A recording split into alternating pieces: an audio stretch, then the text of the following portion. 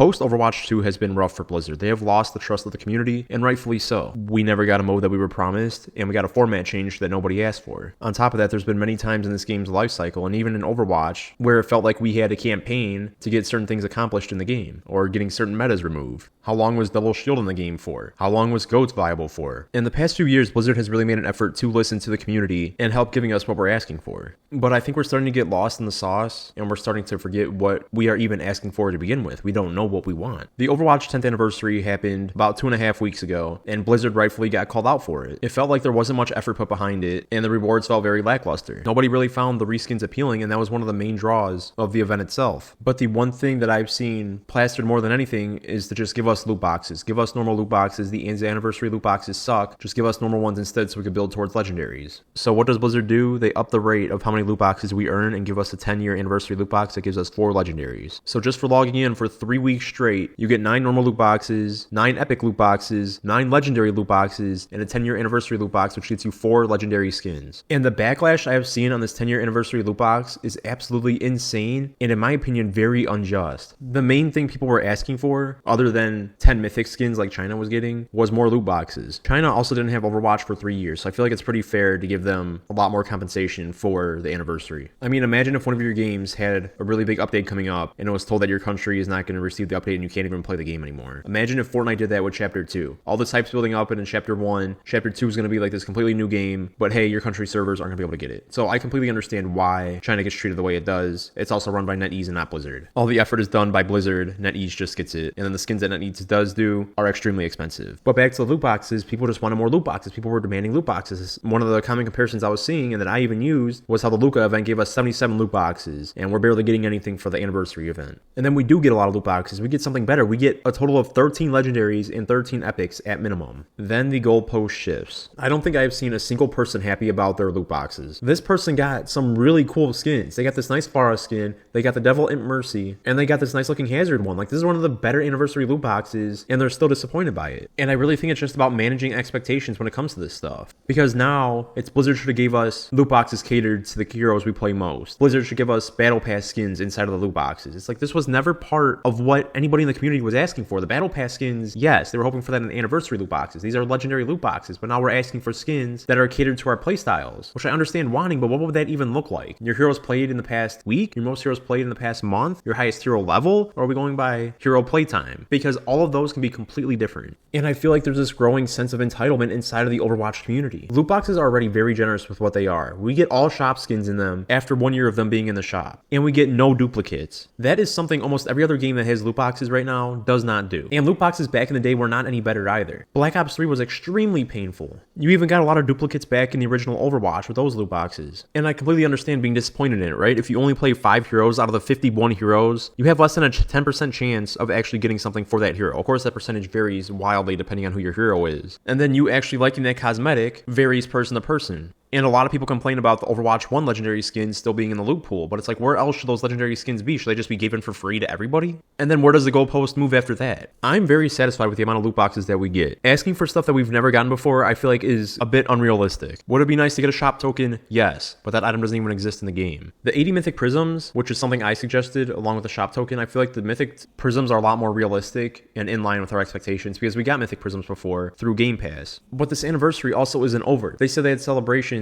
in line for the whole year, so this little event isn't the end of the anniversary. We still have 7 months left in the year, and I feel like we're going to be getting a lot more rewards. But it really isn't helpful when you have a criticism towards something and don't have a solution and just want to be angry, and that's what it feels like this event has evolved into. You can't expect something to be fixed and you're not giving your input on what needs to be fixed. I don't think that's fair. And even on a lot of the mega threads or comments in my video also, there is a lot of people asking that question, like, what do you want done differently inside of the anniversary? And I understand that the skins were an ugly recolor, but there's nothing that can be done about that at this point. The skins are made. So I feel like Blizzard did one of the only things that they could do and up the amount of loot boxes that we get and the amount of legendaries that we get. And I feel like at this point, even if we get the mythic prisms, even if they were planned all along for, say, like season 3, no one's going to be satisfied with it. And imagine if there's an actual requirement behind getting the prisms, like completing 50 games. This community does not want to do challenges. Every time there's a challenge for something that requires like you to actually put in a few hours a day for it, there's an uproar about it. For the title, I believe it's 100 games played that you need to get it. And there's people saying that that's too much. But then, okay, let's look on the other side. People that are putting this much time into the game versus you might put in like a half hour a day, you might play 2-3 games. The person that's playing 5 to 6 games a day deserves to get rewarded for it and deserves to have exclusive rewards during events because they're putting in more time than you. It's like people just want the rewards for logging in. They open up their loot box, they get their titles, and then log off. Why should you get rewarded for that? I feel like Blizzard is already generous enough just giving out the loot boxes just for logging in and not even having to play a game. And it's not just loot boxes that people feel entitled on. You go into certain hero communities, anytime that hero gets nerfed, it's like Blizzard came into that person's house, slapped the shit out of their mom, and walked out. And I feel like support players have this really bad entitlement issue, almost an ego, where because they're the ones keeping you alive, they think they're the most important role on the team, they think they're the hardest role on the team, and that if they all went on strike, that if they didn't play this role, they would have nobody healing the tank or the damage, and that no loss is ever their fault because they were always doing their job, right? They're just pumping 10,000 heals into the tank and not actually shooting, not actually taking angles. Whenever they die, it's not their fault, it's the fault of someone else. Look at the numbers on the board, I have 10,000 healing. Yeah, I was just pumping it all into the tank. Yeah, I was ignoring our DPS and they were dying every other second. But look at my stats, it's not my fault. And I'm a support player, I know how this road goes. I know how meaningless the scoreboard is. You go Moira, yeah, you're going to have a ton of eliminations, probably the most on the team because you're tickling the enemy's ass with your orbs. And even the slightest of damage counts towards an elimination for you. So if you're going 28-6 as Moira, yeah, you're popping off because you're just throwing damage orbs. Not saying Moira can't be impactful, but I'm saying how misleading the scoreboard can be.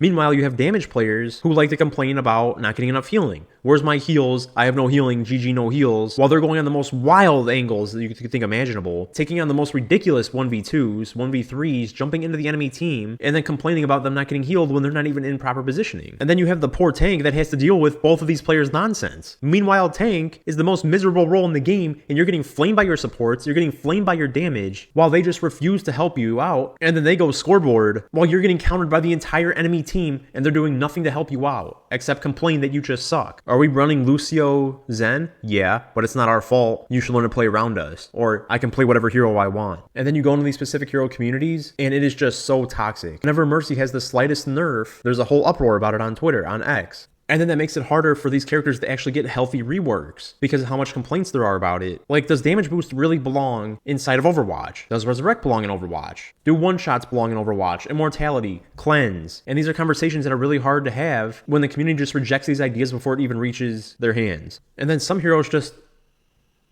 aren't allowed to be nerfed. You look at Lucio, you look at Curie, they have ran the meta in OWCS in higher ranks ever since Overwatch 2 has came out, and they're just now getting the nerfs. And you just see everyone like, oh, why are they nerfing Kiriko? Why are they nerfing Lucio? Lucio did not deserve this nerf. And I feel like Lucio is one of those communities that is very toxic. Mercy and Ryan are just worse, but Lucio is up there too. Oh, Lucio doesn't have a mythic. Why is Lucio getting nerfed? Meanwhile, he's in Stadium, which a lot of heroes still aren't. He gets a good amount of skins if you actually look at the distribution of skins, yet he is still talked about like he's completely ignored. Frankly, these nerfs for Kiriko and Lucio should have happened 4 years ago. There is no reason why they went untouched for this long. I think I just want to close this video out with just manage your expectations. Always criticize what you think needs criticism, but make sure you have an actual solution for it, an idea for a solution. Make sure you criticize something specific. Don't just say this is bad and decline to elaborate. People need to know what they're doing wrong in order to fix it. Being mad just for the sake of being mad because you see everyone else being mad is not helpful to anyone. Understand why you're mad and then vent your frustrations out. And try to be reasonable with what you realistically want the solution to be. But anyway, let me know what you guys think down below. Do you think the Overwatch community is getting too entitled? Do you think I'm just some bootlicker kissing Blizzard's ass? Let me know in the comments down below. If you found any entertainment out of this video, please consider subscribing, and I'll see you guys in the next one.